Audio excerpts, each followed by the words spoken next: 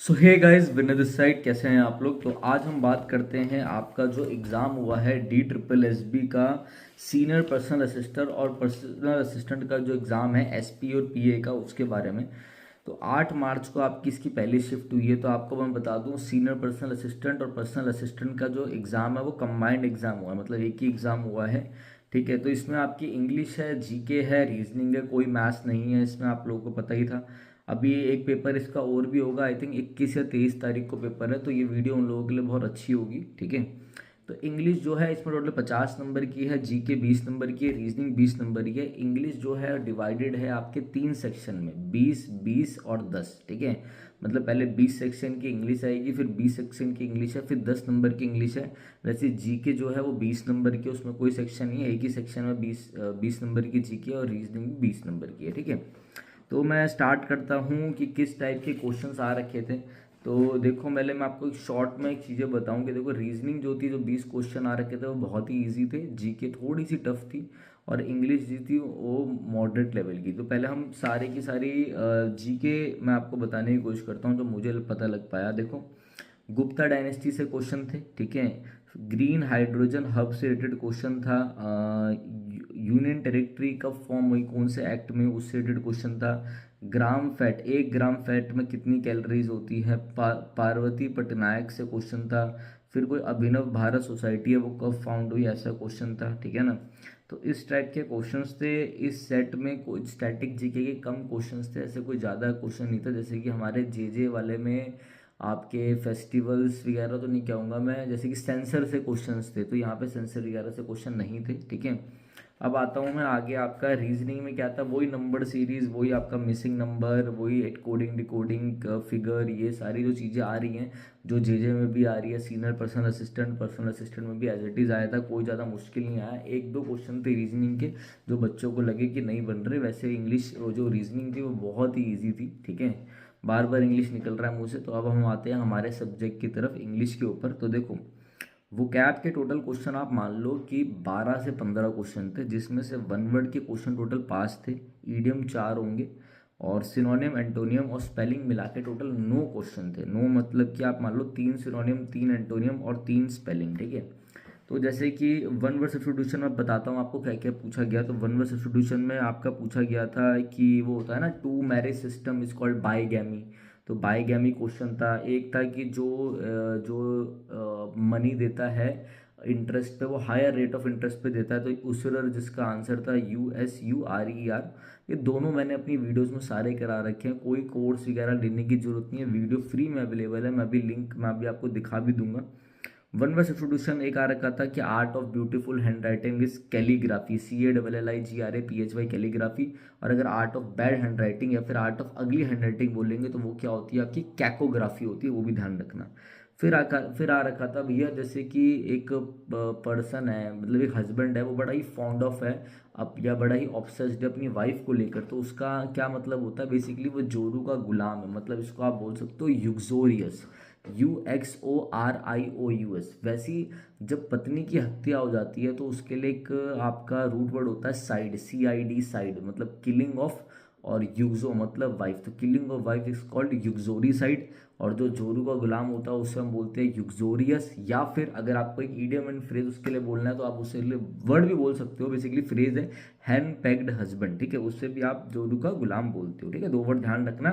प्लिंटो Paramount book से ही ये आ रखे हैं, कोई फलाना नहीं आ रखे कहीं और से कि आप SP बख्शी पढ़ो, मतलब SP बख्शी पढ़ लो या वो पढ़ लो, काफ़ी सही लगा मेरे को, ये आ रखे हैं। या फिर हमारी ये मैराथन देख लो आप, बहुत है, काफ़ी है ये। नेक्स्ट आते हैं, मैं आपको बताता हूँ। स्पेलिंग आ रखी थी डिसऑनेस्ट, अनस्क्रपलस जो होता है, नेविश, उसके ऊपर आ रखी थी। ठीक है, दो तीन स्पेलिंग और आ रखी थी, और आपकी ईडियम एंड फ्रेज आ रखे थे मेरे भाई। जैसे पूछा गया था पीस ऑफ केक क्या होता है, बहुत ही आसान कोई चीज़। फिर बोल रहा है टू मेक अ फॉर्च्यून, ऐसा पूछा गया था। रोलर कोस्टर पूछा गया, ये सब रिपीटेड है भाई, ये सब रिपीटेड है, कोई एक नया नहीं लगा मुझे। ठीक है, हम बच्चों को पढ़ाते रहते हैं इसलिए हमें पता है कोई नया नहीं था, सब रिपीटेड थे। अगर एक वीडियो एंड फ्रेज भी आपको ऐसे करने हो जो एक ही वीडियो से कंप्लीट हो जाए, तो हमारी एक ये वीडियो देख लेना पार्ट 1, और एक ये वीडियो देख लेना पार्ट 2। बहुत है, बहुत है, लिंक डिस्क्रिप्शन में मैं दे दूंगा। आप हमारा टेलीग्राम पे ज्वाइन कर लो, विनय कक्षा नाम से, वहाँ पे हम क्विजेस चलाते रहते हैं, बहुत है, मोर देन इनफ है। ठीक है, या मतलब ध्यान रखना मेरे साथ, मोर देन इनफ है। फिर मैं बात करता हूँ अब ग्रामर पोर्शन की। देखो ग्रामर में क्या हुआ, वन वर्ड मैंने आपको बता दिया, ईडियम बता दिया, हमारी एक मैराथन सिनोनिम किया, वो भी देख सकते हो, ये रही वो, ठीक है। अब मैं बात करता हूँ ग्रामर की। देखो ग्रामर में क्या है कि जो जे का एग्जाम था ना, उसमें एक्टिव वैसी वॉइस नरेशन नहीं आ रखी थी, बट ये जो एसपी सीनियर पर्सनल असिस्टेंट और पीए का एग्जाम जो हुआ है, इसमें नरेशन आ रखी है। नरेशन में सेंटेंस इंप्रूवमेंट में नरेशन है, बेसिकली फिलर टाइप में नरेशन आ रखी है, पैसेज में भी नरेशन पूछा गया है, ठीक है। फिर आपका एडवर्ब पूछा गया, जैसे एडवर्ब के क्वेश्चन क्या क्या थे, जैसे लाउड अलाउड में क्या अंतर है, ठीक है, इस टाइप के एडवर्ब से क्वेश्चन आ रखा है। आर्टिकल से क्वेश्चन आ रखा है, तो आप आर्टिकल्स एडवर्ब्स प्रेपोजिशन, नहीं तो आर्टिकल्स प्रेपोजिशन तो मैंने आपको पहले भी बताया, मैं आपको 3 चीज़ें बताता हूँ, articles, preposition, subject verb agreement और एडवर्ब, ये करके जाना, नरेशन वरेशन पढ़ के चले जाना, आपका काम बन जाएगा। और अगर आप बोलते हो कि सर हमें नहीं समझ में आ रहा, इतना सब कैसे पढ़े, 2 दिन में पेपर है, 3 दिन में पेपर है, तो भाई मैं आपको एक चीज़ बताऊं, जिसका जूनियर जुडिशल का भी एग्ज़ाम है अभी, जो अभी परसों भी होने वाला, तो मैं आपको एक चीज़ बताऊं भाई, ये मैराथन है हमारी 150 इंग्लिश ग्रामर रूल्स की, 9 घंटे की मैराथन है, ये देख जाओ। मुझे नहीं लगता इससे बाहर कुछ आ सकता है, और अगर आ गया, आ तो कुछ भी सकता है जीवन में, वैसे तो आएगा नहीं, अगर आ गया तो वो आपके लिए नहीं, वो सभी के लिए होगा, ठीक है। पैसेज की बात करता हूँ, 2 क्वेश्चन थे पैसेज के एसपी और पीए के एग्जाम में, जो कि 5-5 हर एक, मतलब एक क्वेश्चन में 5 क्वेश्चन थे, मतलब एक पैसेज में 5 क्वेश्चन थे, टोटल 10 क्वेश्चन आ रखे थे। क्लोज टेस्ट भी पूछे गए हैं, ठीक है, क्लोज टेस्ट भी आया, अभी जे वाले में नहीं थे, मगर क्लोज टेस्ट यहाँ पे आ रखा है। फिर आपसे स्पेलिंग वगैरह पूछ ली, फिर 1-2 क्वेश्चन आ रखे थे आपसे हु और हुम के। फिर आपसे ना बेसिकली कॉम्प्रिहेंशन में ये भी पूछा गया कि काउंटिनेंस, वोकैबुलरी पूछी गई, काउंटिनेंस भी रिपीटेड वर्ड है, ठीक है, एक्सप्रेशन बेसिकली जो आपका भावक होता है, मतलब एक्सप्रेशन, ठीक है।